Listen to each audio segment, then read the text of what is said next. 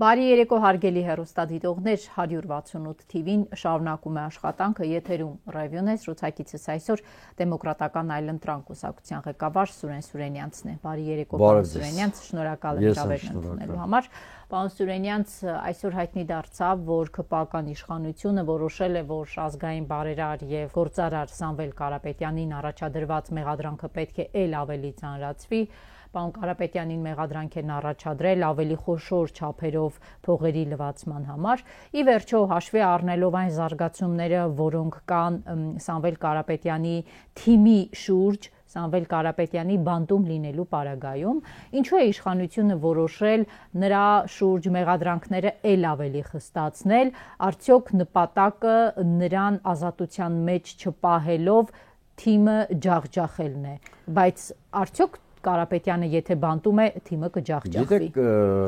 ամեն գնով խնդիր է դրված այդ մարդուն պահել անազատության մեջ։ Իշխանությունը փորձում է իրեն ապահովագրել եւ լրացուցիչ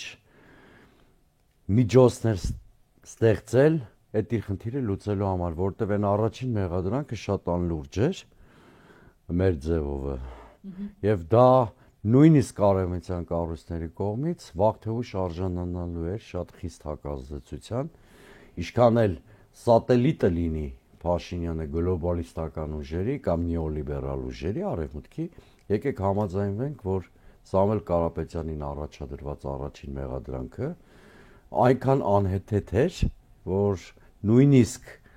արևմտյան շատ կառույցներ թեկուզ իրենց իմիջային ռիսկերից ապահովագրելու համար չեն կարող խրախուսել այդ կալանքը։ Հա հիմա լրացուցիչ արդեն էլի կեղծ մեղադրանքներ, բայց այնպիսիք, որ կարող են քարոզչությամբ կպցնել Սամվել Կարապետյանին, մեղադրանքներ են առաջադրում, որպիսի նրան պահեն անազատության մեջ։ Թիմի հետ կապված ես չեմ կարծում իշխանությունը այնքան միամիտ է, որ մտածում է, որ Սամվել Կարապետյանին անազատության մեջ պահելով կարող է նրա թիմի ողնաշարը ջարդել, որտեղ նրա թիմը ձևավորվել է հենց այն փուլում, որ Սամվել Կարապետյանն այլևս ֆիզիկապես մասնակցություն չուներ գործընթացում։ Այսինքն որևէ օր էլ ազատության մեջ Սամվել Կարապետյանը այդ թիմի հետ չի եղել։ Այդ թիմը ձևավորվել է հենց իր կալանավորման հետևանքով, եթե կուզեք։ Այո, հետևապես բումերանգ էֆեկտ չի ունենա։ Սամվել Կարապետյանի մասով ես թիմի մասով այլ մտավախություն ունեմ։ Ինչ? Ինչը մոլդովական ընտրություններից հետո ավելի ամրապնդված է դառնում իմ մոտ։ Ես չեմ բացառում, որ այս մեղադրանքները նաև այլ շինծու հիմքեր առիթ կհանդիսանան, որ իշխանությունը գնա այս քաղաքական ուժին ընտրություններում չգրանցելու տարբերակով։ Դե Մոլդովայում մենք տեսանք, որ այդ նախադեպը դրանից առաջ Ռումինիայում ենք հա տեսել։ Այդ նախադեպը հիմա լայնորեն կիրառվում է եվրոֆաշիստների կողմից։ Բայց միևնույն ժամանակ, պարոն Սուրենյանց, եթե ձևավորվում է թիմ,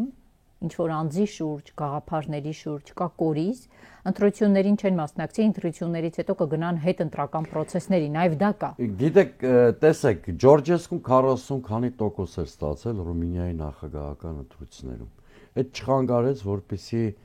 այդ եվրո ֆաշիստները պայմանական այդպես իրենց անվանենք, այդ ընտրությունների արդյունքները չեղյալ հայտարարեն։ Հասարակության բևեռացվածության պայմաններում ավտորիտար նկրտումներ ունեցող եւ Բրյուսելի օրնանքը ճակերտավոր վայելող իշխանությունները հույս ունեն, որ տարբեր ձևերով կարող են կանխել հեղափոխական զարգացումներ։ Իհարկե, դուք ձեր ասածը շատ լեգիտիմ է, եթե մեծ էլեկտորալ ռեսուրս ունեցող ուժի դուրս են թողում ընտրական գործընթացից, դա հեղափոխական գեներացիա տանող ուղիղ ճանապարհ է։ Բայց մյուս կողմից իրենք շեշտը դնում են Հայաստանի հասարակության ապատիկ տրամադրությունների վրա։ Արդյոք ապատիկ են Հայաստանի հասարակության տրամադրությունները։ Ամենայն դեպս այն քաղաքացիական անհանդուրժողականությունը, որ պիտի լիներ քաղաքականավորների առկայության պարագայում, այն հասարակական անհանդուրժողականությունը, որ շարունակական սպանությունների պարագայում պիտի լիներ եւ մի շարք այլ հորի երևույթների, այդ չկա, իշխանությանը հաջողվել է մի կողմից կեղծ նարատիվներով իշոր մասի ուղեղներ լվանալ, մյուս կողմից ապաթիայի հորձանուտ տանել հասարակության մի մասին է։ Նկատի ունեք ասֆալտ փռելը աշխատել է, բթացրել է ասֆալտով հասարակության զգոնությունը։ Խաղաղության պատրանքի վաճառումն էլ հասարակությանը։ Բայց տեսավ, չէ՞, նույն հասարակությունը, որ Փաշինյանը այն ինչ իրենց ասել է, Ալիևը անում է դրա ուղիղ հակառակը։ Հասարակությունը շատ ուղիղ Ալիև-Փաշինյան խոսույթով տեսնում է, որ այս մարդիկ տարբեր բաների մասին են խոսում։ Ալիևի համար Զանգեզուրով միջանցք է, Փաշինյանի համար Թրամփ է։ Դրա հետևանքները, բայց մյուս կողմից Վաշինգտոնը հենց այդ պաուզան է ապահովել, չնայած այդ դիսկուրսին եւ վեճին։ Վաշինգտոնը կոմֆորտ է ապահովել, ինքը ինստիտուցիոնալ խաղաղություն չի բերել, ինքը կոմֆորտ է ապահովել Նիկոլ Փաշինյանի համար, որովհետեւ Նիկոլ Փաշինյանը կարողանա համեմատաբար բարենպաստ պայմաններում վերարտադրել իր իշխանությունը։ Գիտեք, իմ ասած ապատիկ ստատուս քվոն երբ կփլուզվի, երբ որ իսկապես ընդդիմադիր ուժերի մեջ մեկը կարողանա իրական այլընտրանքի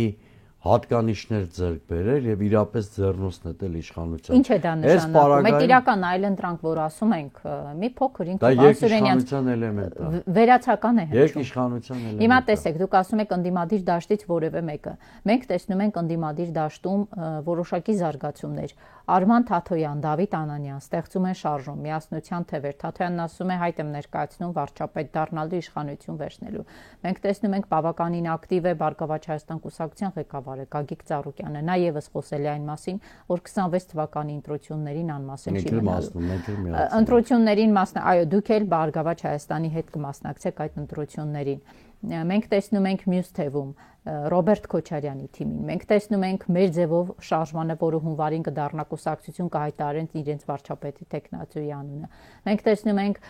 Ազգային անվտանգության ծառայության նախկին տնօրեն Արթուր Վանեցյանին, որը բավականին ակտիվ կուսակցաշինությամբ է զբաղված տարբեր մասերում Երևան, մարզեր, իրենք ստեղծում եւ բացում են կուսակցական գրասենյակներ։ Հասարակությունը այդքան բան տեսնում է, ասել է թե հասարակությունը այդքան այլընտրանքներ, կարծես թե տեսնում է։ Հիմա ձեր ասած այլընտրանքը ինչպես հասկանա, որն է։ Տեսեք, դուք խոսում եք հայտերի մասին։ Այո, ծանրակշիռ հայտերի մասին խոսեցիք, այդտեղ չվիճենք։ Առնվազն 4-5 ուժեղ բևեռ ընդդիմադիր ձևավորվելու է։ Բայց հանրային գիտակցության մեջ այդ բևեռներից մեկը կամ երկուսը պետք է հասարակական ընկալման մեջ համարվեն այս իշխանությանը փոխող, այս իշխանությանը այլընտրանք։ Այսինքն միջև հասարակությունը չհամոզվի նրանց ընդդիմադիր լինելու վրա, ում դուք թվեցիք, որևէ մեկը չի կասկածում։ Բոլորն էլ տարբեր հռետորաբանությամբ ընդդիմադիր ուժեր են։ Կգանք մի կետի, երբ հասարակությունը կհամոզվի, որ այդ 4-5 ձեր նշած ուժերից մեկը կամ երկուսը իսկապես ի վիճակի են իշխանություն փոխել։ Այդ ժամանակ հասարակության շատ ավելի ակտիվ մասնակցություն եւ իշխանության խոչապ կտեսնենք։ Ինչ է պետք իշխանություն փոխելու ունակություն ունենալու համար իմ թված մարդկանց, իմ թված ուժերին։ Ուժեղ թիմ, շատ փող, շատ մեծ ռեսուրս մարդկային։ Շատ փողը կարող է բավարար չլինել։ Էլ ինչ։ Ի վերջո Նարեկ Կարապետյանն էլ է այդ մասին խոսել, ես էլ մի հատ տխուր վիճակագրություն հայտնեմ 4 միլիարդ հատերից երկուսը բանտում է։ Այսինքն եթե ամեն ինչ չափելի լիներ շատ փողով, այդ մարդիկ ուղղակի անազատության մեջ չէին լինի։ Մարդուր։ Տեսեք, ուժեղ թիմ, հավատներ շնչող, հեքիաթներից ձեռբազատված իրական ծրագիր։ Դա ո՞րն է, որ ասեն օրինակ ժողովուրդ, գալիս են 2026-ին ընտրվելու հայտով, բայց չենք խոսում արցախցիների Արցախ հավաքական վերադարձի մասին։ Դա հեքիաթ է, թե ոչ։ Գիտեք, Արցախի վերադարձի թեմայով դիրքորոշումը ձեզ հայտնի է։ Ես նախընտրական կոնտեքստից առաջ էլ հիմա էլ ասել եմ ու միշտ պնդել եմ, որ անկախ նրանից ես դրանից դիվիդենդ կշահեմ թե չէ, ես մեր հայրենակիցների այդ հատվածին չեմ ուզում կեղծ պատրանքներով կերակրել։ Փակում եք, այսինքն այս փուլի համար։ Լեռնային Ղարաբաղի խնդիրը ցավոք սրտի փակվել է 2022 թվականի հոկտեմբերի 6-ին, եթե կուզեք։ Հիմա մարդիկ կասեն, եթե փակվել է, Նիկոլ Փաշինյանն էլ ասում փակվել է, բա ինչի ենք այսպես։ Այսինքն շարունակենք ապավինել խաղաղության այս մոդելին, որի վերջում փակվելու է նաև Հայաստանի էջը։ Այսինքն եթե մեր հայրենիքի շատ թանկ կտոր կորցրել ենք, շատ թույլ տանք Փաշինյանին, որպեսզի ասենք միջև մյուս ընտրությունները կամ հերթական ընտրական ցիկլում ուրանա նաև Արցախը, փակենք նաև Հայաստանը, մնալը դա է լինելու։ Իհարկե։ Տեսեք, այն մոդելը խաղաղության, որով ինքը առաջնորդվում, անընդհատ զիջում է ենթադրում։ Երեք դա Արցախն էր։ Վաղը կարող են անշրջելի process-ներ տեղի ունենալ այդ Սյունիքի ճանապարհի մասով։ Այն մյուս օրը անշրջելի գործընթաց տեղի կունենա սահմանադրական փոփոխության ճանապարհով, եւ դու Ադրբեջանին լեգիտիմ գործիք կտաս անդադ քո երկրի ներքին գործերին միջամտելու եւ այսպես շարունակ։ Հիմա մենք անշրջելիության բազմաթիվ կետեր ունենք, բայց երբ որ մենք ասում ենք ավելի արժանապատիվ ծրագիր, հոյի նկատի չունենք այն ելակետը ոչ ենք ընդունում, երբ տեղի չէր ունեցել 44 օրյա պատերազմը, եւ մենք առավելագույնը կարող ենք ստանալ երաշխավորված Լեռնային Ղարաբաղի հայկականություն, երաշխավորված անվտանգության երաշխիքներ եւ այլն, Հայաստանի մասին էլ չասեմ։ Ցավոք սրտի ժամանակը անցնում է, հնարավորությունների պատուհաններ փոքրանում է։ Հիմա երբ որ ասում ենք խաղաղության արժանապատիվ տեսլական, դա զիջումների պերմանենտ ճանապարհը կասեցնելն է։ Ինչ եք անելու, գալու եք Վաշինգտոնյան թղթերի հետ, ինչ անեք։ Թրամփին ուղին չգործարկեք, այդ ձեր ասած այլընտրանքը ինչ է։ Մեր Հայաստանում համենայն դեպս թրիփի գործարկումից հետո ընդդիմադիր սեգմենտը շատ ավելի ռացիոնալ եւ իրատես արձագանքել թրիփին։ Ասել են ճանապարհ, բայց ոչ միջանցք։ Տեսեք ինչ է, օրինակ ես ինչ եմ առաջարկում։ Դրա մասին խոսել եմ շատ վաղուց։ Մենք ասում ենք, որ Սյունիքը ոչ թե աշխարհաքաղաքական շահերի բախման կիզակետ պետք է դարձնել, այլ պիտի դարձնել տեղ, որտեղ ներդաշնակվում են աշխարհաքաղաքական շահերը, հետևաբար առաջարկել ենք, որպեսզի թրիփի իրավունքը հարգելով հանդերձ BRICS-ի երկրների շահերն էլ հաշվի առնենք, որպեսզի աշխարհաքաղաքական բախում Սյունիքում տեղի չունենա։ Այսինքն խոսել ենք նաև հյուսիս-հարավը գործարկելու անհրաժեշտության մասին, որը երկու խնդիր է լուծում։ Նախ երկիրը իսկապես տրանսպորտային հաբ է սարքում, երկրորդը երաշխավորում է, որ իրավազորությունը պահպանվելու է, եւ երրորդը, որ դարձյալ շատ կարևոր է, գուցե ամենակարևորն է, միջանցքային տրամաբանությունն է ջրում։ Նույնիսկ Ռոբերտ Քոչարյանը վերջին իր ասուլիսում լուծում էր առաջարկում միջև երասխտերի փախցնելու, որը ոչ թե թրիփի չեղարկում է, թրիփի ռիսկերը կառավարում է ենթադրում։ Եկեք մի բան հասկանանք։ Ցանկացած նոր իշխանություն չի կարող սուր ճոճել ոչ Ռուսաստանի, ոչ Միացյալ Նահանգների դեմ, որովհետև նման արկածախնդրության գնալու պարագայում հայ-ադրբեջանական հարաբերությունների հետևանքով առաջացած մարտահրավերները մանկապարտեզ կթվան։ Հետևաբար ցանկացած նոր իշխանություն եղած ռիսկերը կառավարելու խոստումով դիմադիր ուժ եղած ռիսկերը կառավարելու խոստումով կարող է գալ իշխանության։ Ու մենք չենք կարող մեզ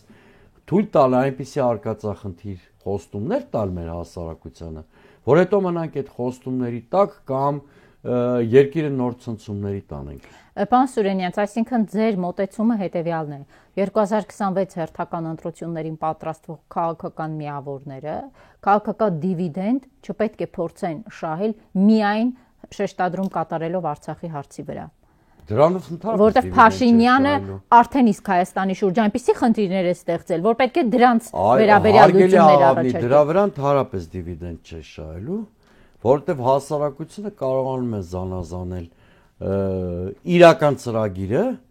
եւ երազանք կամ պատրանք հիշեցնող խոստումը։ Իհարկե Արցախը բոլորի սրտերում է, որևէ մեկս էլ, բայց դուք ո՞նց եք պատկերացնում հասարակության մոբիլիզացիա մի ուժի շուրջ, որը խոստանա վերադարձ Արցախ։ Ուղղակի դրան հասարակությունը չի հավատալու։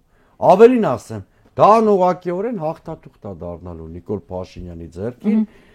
այդ կարգախոսներով հանդես եկող ուժին պատերազմի կուսակցության պիտակ փակցնելու համար։ Հիմա շարունակելով ընտրությունների թեման, պարոն Սուրենյան, ես այսօր նայում եմ վաղարշաբաթի ընտրություններին մասնակցելու է 9 միավոր քաղաքական միավոր, այդ 9 քաղաքական միավորից,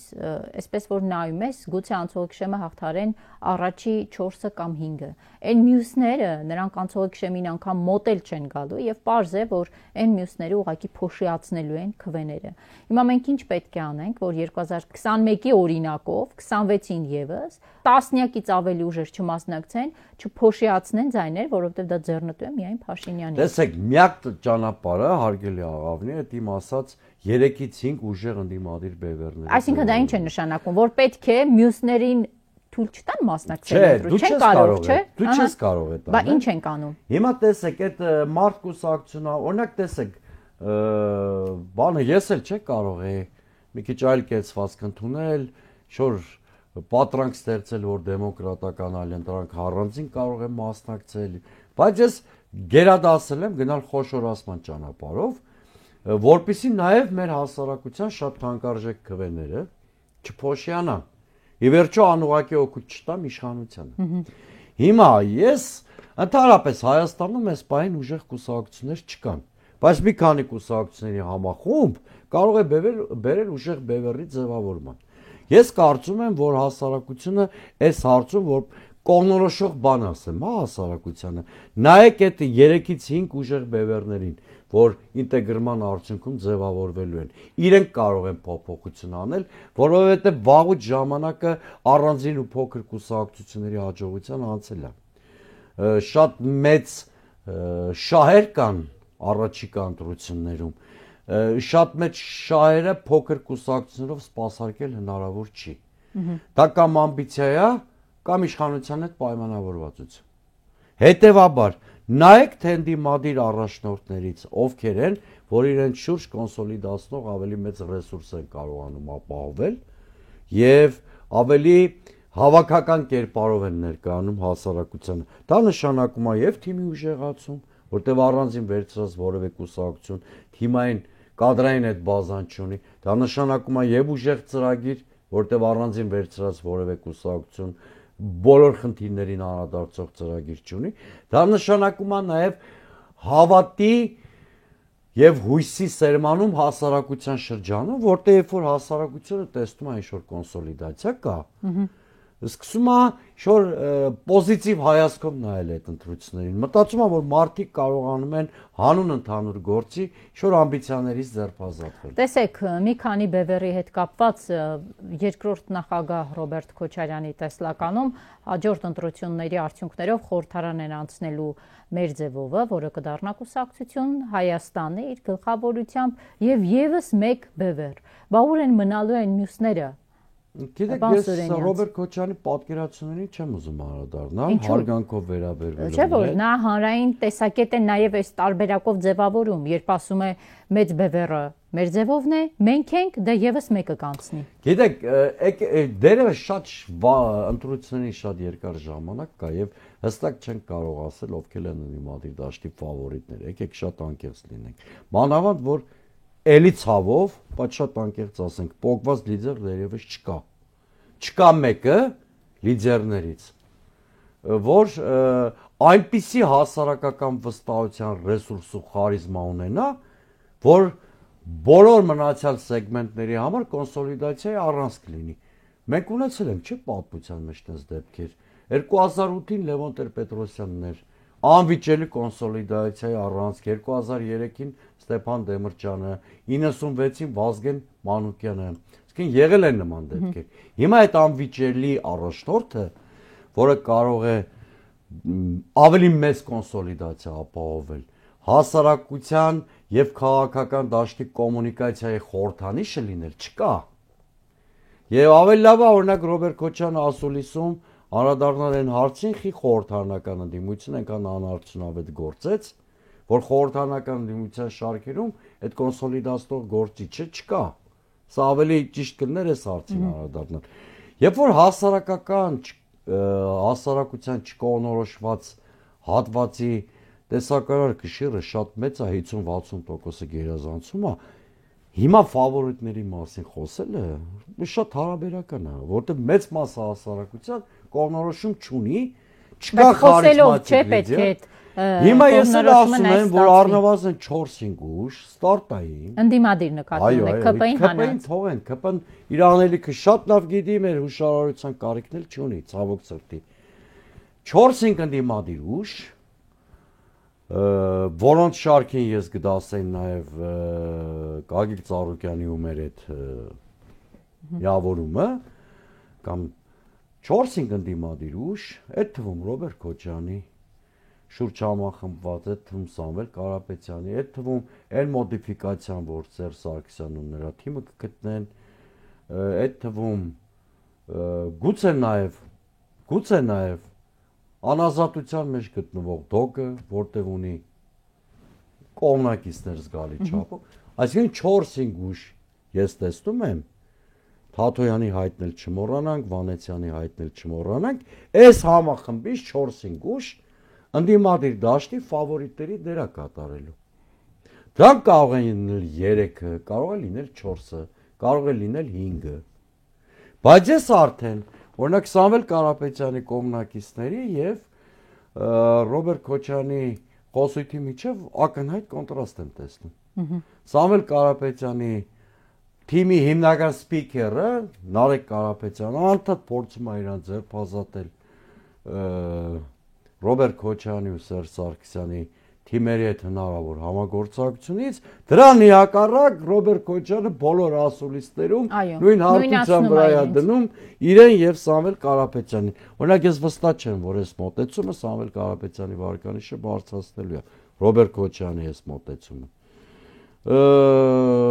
Ես մի բան կարող եմ ասել, որ այս փուլում արդեն նշանակել ֆավորիտներ ընդդիմադիր դաշտի, մեղմ ասած ոչ քաղաքական մոտեցում է։ Բայց արդյոք քաղաքական մոտեցում է նաև սպասել հունվարից հետո այդ ամենը անել, որովհետև Նիկոլ Փաշինյանը հիմիկվանից է քարոզարշավոր զբաղված։ Տեսեք, ընդհանրապես դասական իմաստով ընտրությունների պիտի պատրաստվես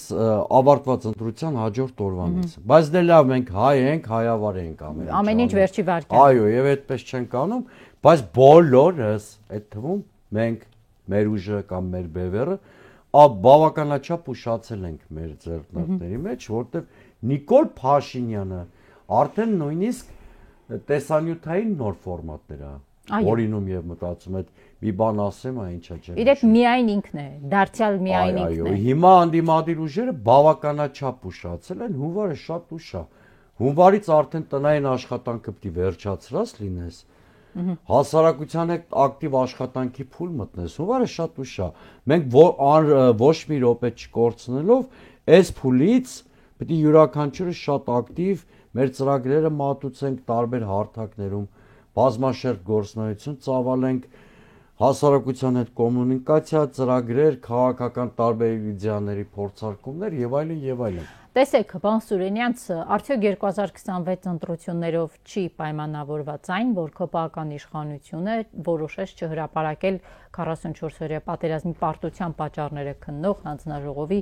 զեկույցը։ Հիշում եք, մի հատ էլ զեկույց նրանք 2016-ի ապրիլի պատերազմի հետ կապված կազմեցին, դարձյալ կիսատ-պռատ փակեցին, գցեցին ազգային ժողովի արխիվը, հիմա նույնը, որի շուրջ փյարվել է Անդրանիկ Քոչարյանը, փյարվել է Նիկոլ Փաշինյանը եւ ողջ ԿՊ-ն, որ ահա գալիս են եւ մեր պարտության պատճառը բացահայտենք, բացում չեն բացահայտում, զեկույցն ուղարկել են ազգային ժողովի արխիվ։ Մի քանի ֆակտոր կա արգելի ավնի։ Մեկը ձեր ասած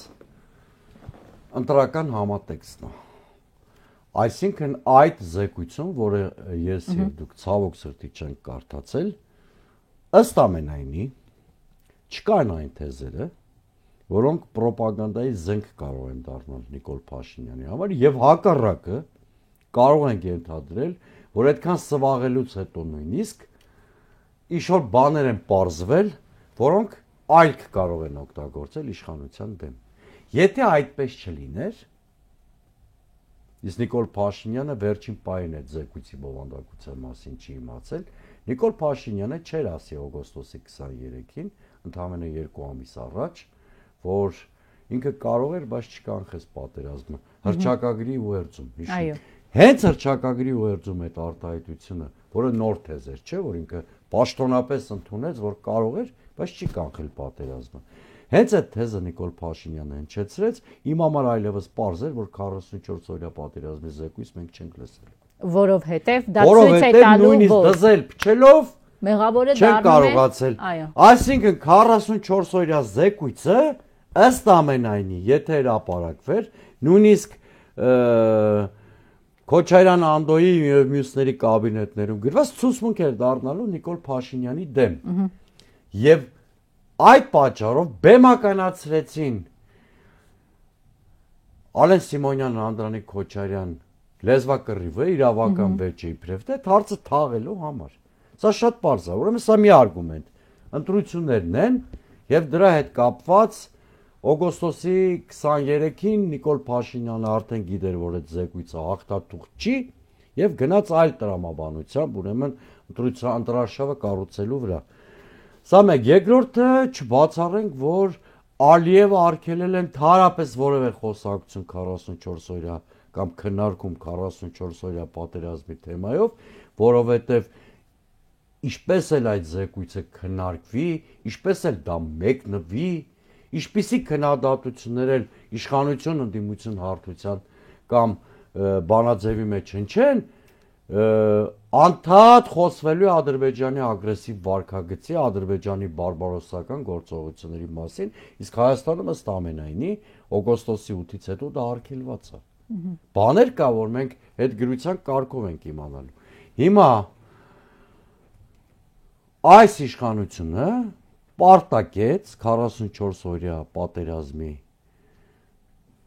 հանգամանքների պարզաբանումը եւ հրապարակայնացումը, կարող եք վստահ արձանագրել, որ այն զեկույցում, որ ուղարկվել է ազգային ժողովի հատուկ բաժին արխիվացման նպատակով, ցուցմունքի տասնյակ էջեր կան Նիկոլ Փաշինյանի նրա իշխանության այլ կարգառությունների նկատմամբ։ Այսինքն նույնիսկ գրպանային քննիչ հանձնաժողովը վախեցան ական դառնա իրանց իշխանության տակ։ Եվ իհարկե սրանով դուրս գրվեց նաև Անդրանիկ Քոչարյանը որպես այո, էլ ինչի վրա պետք է փիառվի, դա էր իր միակ խաղաթուղթը։ Դառավ դուրս գրված բիձուկ։ Չնայած շատ վաղուց այդ կարգավիճակում էր ինքը, բայց ունենք այն ինչ ունենք։ Սա իմիջիալոց սա շատ լուրջ խոսում է իշխանության տրանսֆորմացիայի մասին։ Իրանք մեղավորներ նշանակելու այդ քարոզչական թատրոնից, որը 2-3 տարի Նիկոլ Փաշինյանի սիրած գործն էր, չէ՞։ Կինը խոսում էր բանի դասալիքների մասին, ինքը գեներալների մասին էր խոսում, Ռուսաստանի մասին էր խոսում,